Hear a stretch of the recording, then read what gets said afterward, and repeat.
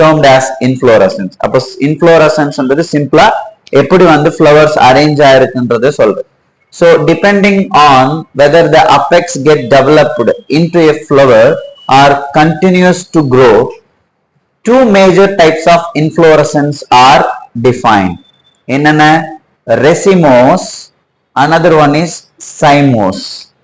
இப்போ இந்த இடத்துல racemose type of inflorescence அப்படின்னு சொல்லும்போது நல்லா கவனிங்க, இங்கே வந்து ஒரு டெஃபினேஷன் பேஸ்ட் கொஸ்டின் வந்து நம்ம எக்ஸ்பெக்ட் பண்ணலாம்.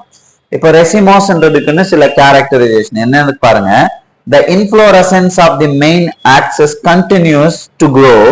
The flowers are borne on laterally in an acropetal succession. இப்போ நீங்க இந்த ஃப்ளவர் நல்லா பாத்தீங்கன்னா தெரியும், இங்க சொன்ன ஒவ்வொரு பாயிண்ட்டுமே நீங்க இங்க பார்க்கலாம். முதல்ல என்ன சொல்லிருக்காங்க, இந்த இடத்துல main axis continues to grow. Yes, இந்த மெயின் ஆக்சஸ் கண்டினியூவா க்ரோ ஆயிட்டு